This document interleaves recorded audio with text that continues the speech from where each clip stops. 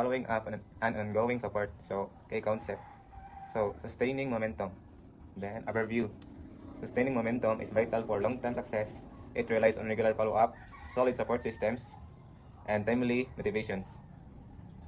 So, from the word success, so dapat yun na ninyong i-maintain inyong momentum, then i-check niyo yung progress, then mag-affirm efforts, then right after ma-achieve na ninyo yung goals, then pwede mo maka-celebrate. Like for example, kanang sa research ninyo, nagkatag mo time and effort, then sige mag-update every time nga vacant mo update mo para i-solve niyo mga issues.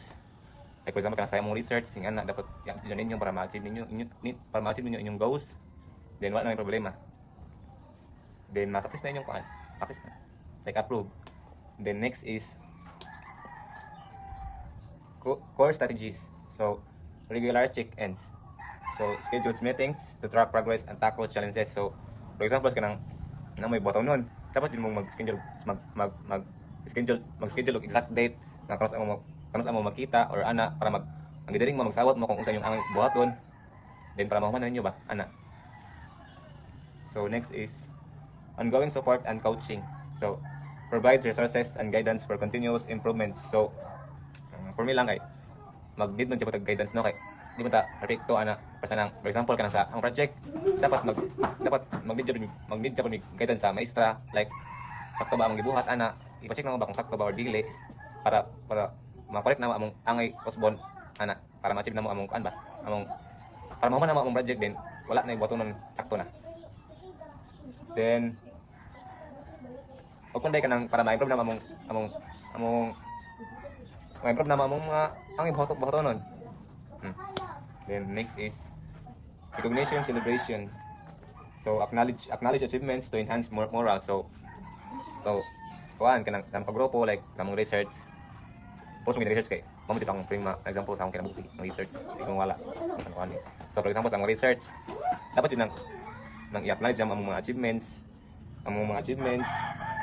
para ma-enhance among moral ba kanang like ma-boost na among moral, like like kanang di na madlock face na mga challenges, din ma-solve na mo ba, like makaira na mong kuan kanang makaira na mong damagan, like kanang easy na ba.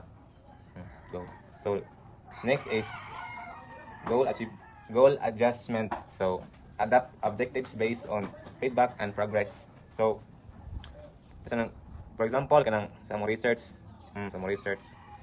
nang dapat mo hatag gamit time, bisa gamay time, like kanang weekend mo hatag like 15 minutes ma-update sa mong kuan kung unsa update sa mong GC, like unsa mong buhaton para magsanawat na ba niya madunggan na mo yung feedback, then ma-analyze na mo kung unsa angay buhaton or usbon, then para mahuman na gud para mahuman na kay para tayo mga ambition sa kinabuhi, like dapat manon ni kay mo lagi makahuman makapasar din mo sad din pero sa dapat balance lang. So that's all, thank you. Hello everyone, I'm Mark June W. Dominguez Jr. from BIT City 3DA. Today I'll be reporting about preparation for feedback session. The don'ts in a feedback session. Never surprise the employee with feedback. Give context beforehand. Don't focus only on negatives or make it personal. Avoid rushing or dominating the conversation, since a feedback session should feel fair and respectful. A poorly handled feedback damages trust and morale. Number 2, reviewing performance data. Start with the facts. Review KPIs, goals, and recent results. Look for trends or patterns. What's improved and what needs work. Basing the discussion data keeps the feedback objective and shows you've come prepared. The environment matters more than we think. To create the right atmosphere for an honest and respectful feedback session, choose a private and neutral space. Avoid open plan areas or any space where interruptions might happen.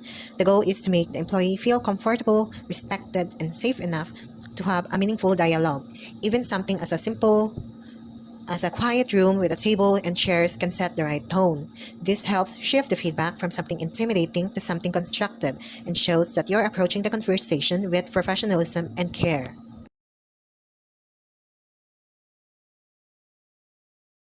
Avoid vague feedback like you need to be more proactive. Instead, use clear examples. For instance, you took the lead on the client onboarding project in February, which helped us reduce setup time by 20%. Great initiative. However, in March, 3 status reports were submitted late, which delayed team updates. Let's work on improving consistency there. Specific feedback keeps the conversation grounded, reduces defensiveness, and helps the employee clearly understand what to keep doing and what to improve. A feedback session shouldn't be one-sided. After sharing your points, invite the employee to speak. Ask open questions and listen actively. For example, how do you feel about the progress on your Q1 goals? Or is there anything you think I may have missed or that you'd like more support with? This helps uncover issues you might not be aware of and shows that you value their voice. A two-way conversation builds up trust and leads to a better outcome.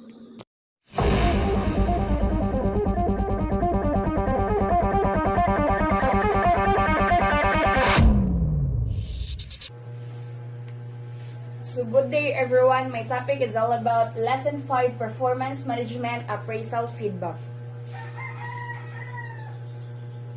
So first is common pitfalls to avoid. The key concept here is avoiding negative feedback traps. So first is we have avoid generalizations and vague statements. Broad statements don't give employees a clear understanding of what to improve. For example, don't say to your employee that you're not doing a good job. Instead, say that in the last customer support call, you missed confirming the customer's email, which caused a delay in follow-up. Then, second is we have don't focus solely on negative aspects. So, focusing only on what's wrong can demoralize employees. A balanced approach is more effective. For example, don't say to your employee that you keep messing up your reports. Instead, say that your report format is clear and well structured. However, a few figures were inaccurate. Let's double check the data next time. So the third one is we have avoid personal attacks or emotional outbursts.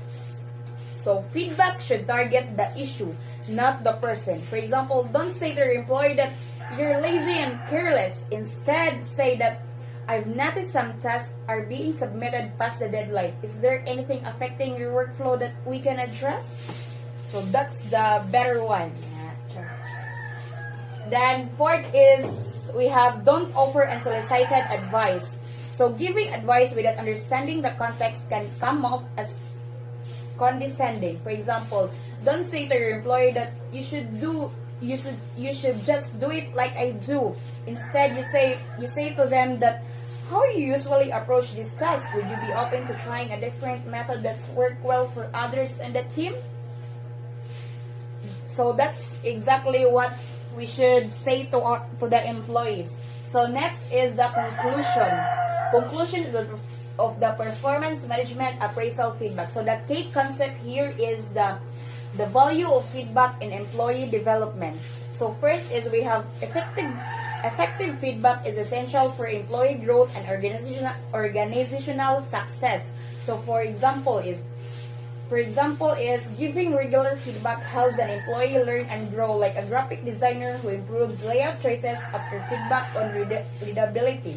Then the second one is it strengthens the employee-manager relationship and fosters a positive work environment. So one of the example of this is a manager who regularly checks in and offers helpful, respectful feedback builds trust, making employees feel more supported and motivated.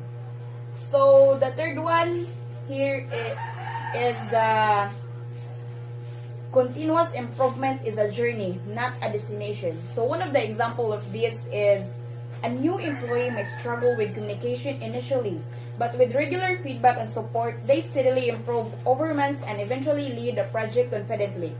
So performance management appraisal feedback is essential as it helps improve employee performance by highlighting strengths and identifying areas for growth.